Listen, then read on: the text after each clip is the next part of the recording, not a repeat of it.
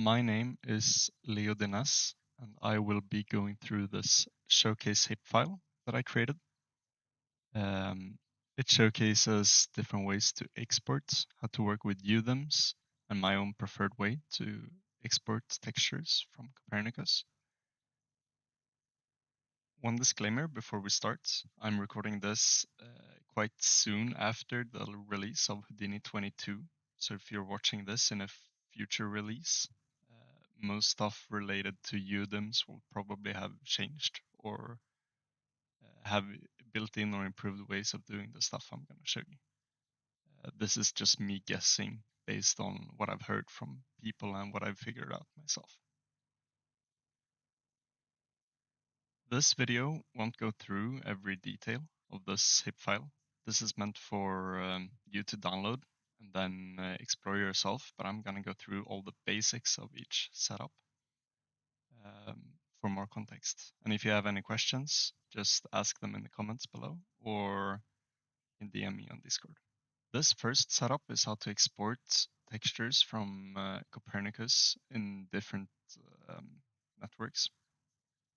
So this first one here shows you how you can use the layer property of save path to make sure that your texture gets saved out when you're exporting your USD or rendering. And the second one is just referring to the Copernicus path. The second setup shows you how to use the layer tag in your file name to make sure that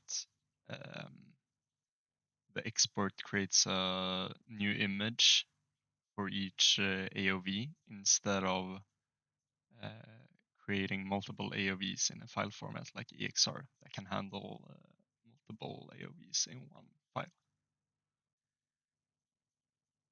For the third setup here, I just have these three textures with the most basic setup you can make. If you want to export all of them at the same time, you can just select them all and press render to disk, and it will make sure all three of them get exported. The next thing here is how you can bundle all of this up into a HDA for easier use and exporting into your project needs. I'm not going to dive into it a lot.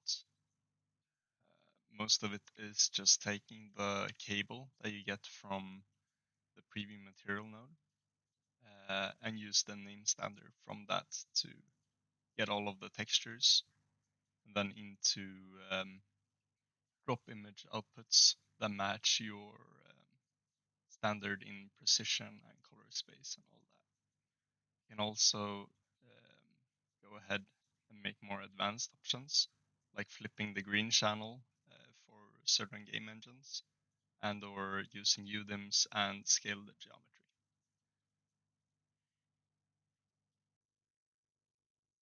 This one is quite specific, but if you want a pipeline that merges all of the geometries inside of Copernicus, this is a way to do it. I wouldn't fully recommend it, but I thought I'll keep it in the HIP file anyway. This next one goes over how to use UDIMs with adjacency to rasterize attributes and do other stuff. I've written quite a lot, and all of these are the different ways to export UDIMs. Then after that, I made the two setups, which you can switch between by using the switch of different ways to dynamically add UDIMs to your mesh that can later be used by the adjacency nodes instead of having to manually move the UV for each adjacency. If you don't really care about adjacency and can get away with using a rasterized geo, using the match UDIM as the camera reference in the rasterization, it works perfectly when doing UDIM related stuff. For the final setup inside of Copernicus, I made an example way of texturing an asset. This is not really how you should go about it. It shows different ways to implement certain stuff and different ways to solve problems, like how to use the paint node, how to bake geometries, sample textures with different UVs, using adjacency, again with multiple UDIMs, and then exporting that. Then if we go up a level, here is my way that I export my textures and geometry. So I have an asset with multiple materials that are applied using the preview material node in Copernicus, and then referenced in SOPs, and then combined as I want them. For example, this is the capybara holding the axe thing I made. And this tool here creates work items for all the textures upstream that are being used in this geometry, and exports them based on the parameters here. It also dynamically updates what materials are used. You can toggle them by clicking these. To showcase this tool, I will take this capybara and this axe thingy, combine or merge them together, connect them to my SOPCOP exporter, as I call it. Click this update material button, and that will check the material and what's the name of the premium material that applies this textures onto the model. Name them so that I can toggle them, for example.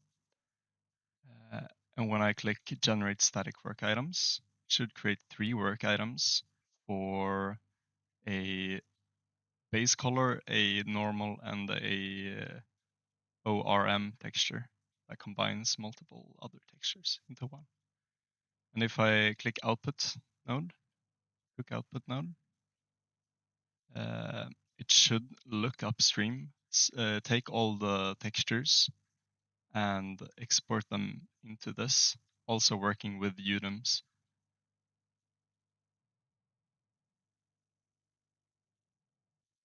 And then if I change my mind and I want the other one as well, I can just go ahead and enable that one and cook it again.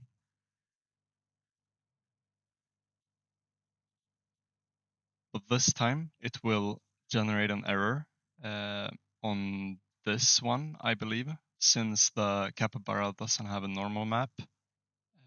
It will give an error on that work item.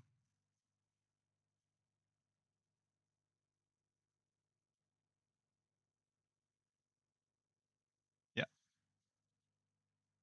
So if I dive into this and go into here, it will show here. So this left work item here is the axe. The right one is the capybara. This is the normal one, and since it doesn't reference a normal texture, since it doesn't exist on the capybara, it will just give an error and just not export that one.